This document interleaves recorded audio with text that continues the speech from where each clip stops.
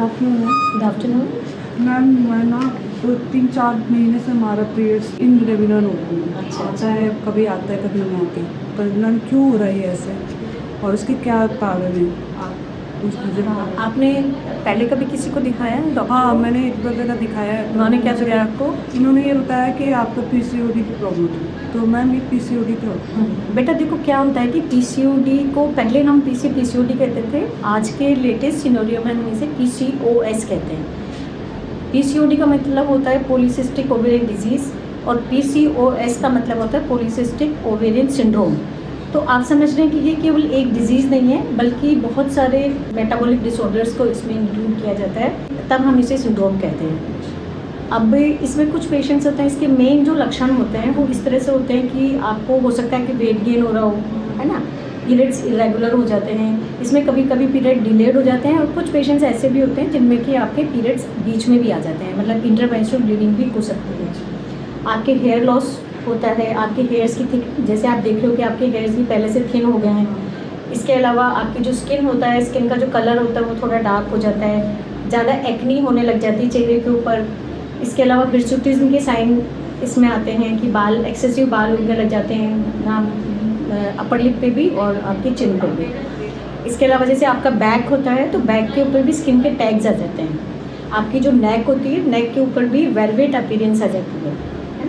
इसके अलावा आपको लिथार्जिक हो जाते हैं, हेडेक होने लग जाते हैं, बॉडी एक्स होते हैं। तो ये सारे के सारे जो सिम्टम्स होते हैं उन सबको हम कलेक्टिवली जब हम देखते हैं तो उसे हम पॉलीसिस्टिक ओवेरियन सिंड्रोम कहते हैं। अभी ज़रूरी नहीं है कि एक पेशेंट में सब हो, किसी में किसी तरह से प्रेजेंट होता है और किसी में किसी तरह से प्रेजेंट होता है। जैसे आपको प्रेजेंट हो रही है पीसीओएस, तो उसमें आपको है कि पीरियड्स इरेगुलर हैं, स्किन आपकी थोड़ी डार्क हो गई, आपके जो हेयर हैं वो फॉल हो रहे हैं, तो ये सब आपके पीसीओएस के अंदर आते हैं। अब मैं आपको ये बताना चाहूँगी कि इसके कई टाइप्स होते हैं पीसीओएस के। जैसे सबसे कॉमन टाइप जो कि 12-13 साल की लड़की से लेकर 45 ईयर्स तक की फीमेल में होता है, 70% पेशेंट्स में ये होता है इंसुलिन रेजिस्टेंस की वजह से।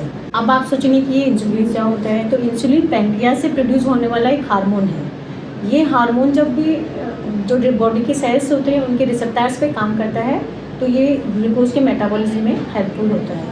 लेकिन इसमें जब इंसुलिन का रेजिस्टेंस हो जाता है तो ये वहाँ पे अटैच नहीं हो पाता और इसका लेवल बॉडी में इंक्रीज हो जाता है। इस कंडीशन को हम कहते हैं हाइपर इंसुलिनिमिया। तो आजकल ये काफ़ी कॉमन है, और ये सब मेटाबॉलिज्म डिस्टर्ब होने का जो रीज़न होता है वो ज़्यादातर केसेस में होता है स्ट्रेस, है ना। दूसरा होता है कि आप ओवरवेट हो गए, ओबेसिटी इसका एक कारण होता है। इसके अलावा आप जैसे जंक फूड वगैरह खाते हो, आपको अंदर स्लीप की डेफिशिएंसी है, आप प्रॉपर स्लीप नहीं ले पाते हो, तो इस तरह से एक तरह की लाइफस्टाइल डिसीज़ है। इस लाइफस्टाइल की वजह से आपके इंसुलिन रेजिस्टेंस जो होता है वो हाई हो जाता है, और इसका डायग्नोसिस हम करते हैं आपका ब्लड शुगर लेवल करा के, और आपका HbA1c मतलब कि 3 महीने का कलेक्टिवली जो आपकी बॉडी में ब्लड शुगर को बताता है उस टेस्ट को अपन HbA1c कहते हैं, और सीरम इंसुलिन फास्टिंग लेवल से हमें ये पता चलता है कि आपकी बॉडी में हाइपर इंसुलिनिमिया है। अब ये जो हाइपर इंसुलिनिमिया होता है, इसका जब डायग्नोसिस हो जाता है तो हम इसके ट्रीटमेंट के लिए अगर हम बात करते हैं तो ट्रीटमेंट में इसमें हम 2 तरह से डिवाइड करते हैं। पहला ये होता है कि आप, जैसे मैंने बताया कि लाइफस्टाइल डिजीज़ है, और जितने भी पीसीओडी के पेशेंट्स हैं उसमें 70% पेशेंट इसी तरह से आते हैं, हाइपर इंसुलिनिमिया वाले। तो आपके लाइफस्टाइल में जैसे आप अपने स्ट्रेस को कम करें, है ना, मेडिटेशन वगैरह करें, फालतू की बातों का टेंशन या लोड ना लें, जंक फूड ना खाएं, और जो अपनी एक्सरसाइज पे ध्यान दें ना आप अपने। और इसके अलावा जब आप खाना खाते हैं तो आप जैसे शुगर खा सकते हैं, लेकिन आप जिसमें हाई ग्लाइसीमिक इंडेक्स होता है जिन चीज़ों में जैसे शुगर ज़्यादा होती है उन चीज़ों को आप अवॉइड करें। इसके अलावा फ़ैट आप ले सकते हैं, लेकिन फ़ैट जिसमें बैड फैट है, जिसमें ट्राइग्लिसराइड इंक्रीज़ हो जाते हैं, उस तरह के फ़ैट को भी आपको नहीं लेना है। 24 आवर्स में मेरा ये कहना है कि आप अपनी डाइट को इस तरह से प्लान करें कि 100 से लेकर 150 ग्राम से ज़्यादा आपको कार्बोहाइड्रेट्स भी नहीं लेने हैं। हाँ, इस तरह से आप अपनी लाइफ, ये हो गया डाइट हो गया, और आपकी स्ट्रेस को रिड्यूस करना हो गया, एक्सरसाइज, ये तीनों चीज़ें होगी। तो इस तरह से आप अपनी लाइफस्टाइल को चेंज करके आप थोड़ा बहुत इसको कंट्रोल कर सकते हैं। कुछ मेडिसिन भी होती हैं, कुछ सप्लीमेंट्स भी होते हैं। मेडिसिन में जैसे मेटफॉर्मिन आपने लिया, है ना, सप्लीमेंट्स में जैसे आपने मैग्नीशियम लिया, और विटामिन B5 पेंटोथेनिक एसिड है, ये लेते हैं। और कुछ आपकी अपने जो घर में खाने वाली चीज़ें होती हैं उनको भी अगर आप इंक्रीज़ करते हैं, जैसे हल्दी है, अदरक है, लहसुन है और अश्वगंधा है और मुलेठी है, अगर ये सब भी आप खाते हैं तो आपको इंसुलिन का रेजिस्टेंस कम, मतलब आपको इंसुलिन के लेवल्स कम होते हैं और आपको इस तरह की पीसीओडी में आपको फ़ायदा होता है।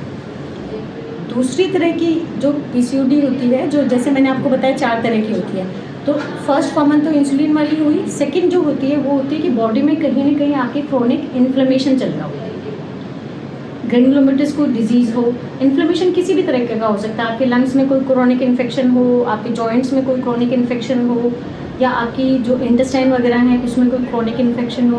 तो इनसे क्या होता है कि जो इन्फ्लेमेटरी चीज़ें प्रोड्यूस होती हैं वो आपकी ओवरी पे एक्ट करती हैं, ओवरी में एंड्रोजन्स रिलीज होते हैं। ये एंड्रोजन्स होते हैं जो कि आपके पीरियड्स को इरेगुलर करते हैं और इसके साथ साथ ही ये आपकी जैसे हिर्सुटिज्म है, एक्ने है, हेयर फॉल है, ये सब सिम्टम्स को करते हैं। तो इसका डायग्नोसिस हम करते हैं आपको सीबीसी करवा के, ईएसआर करवा के और सी रिएक्टिव प्रोटीन करवाने से पता चल जाता है।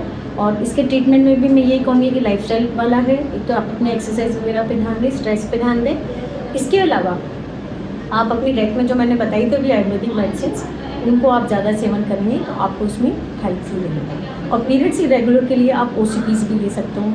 लेकिन अगर आपकी बजाय जैसे आप 30 ईयर्स के अराउंड है, लेकिन अगर 14 साल की बच्ची ही सिम्टम्स से मेरे पास आती है तो मैं उसको कभी भी ओसीपीज या मेडिसिन देना प्रीफर नहीं करती। मैं सिर्फ सप्लीमेंट्स देती हूँ उसकी लाइफस्टाइल को चेंज करने के लिए, उससे आपको फ़ायदा होता है।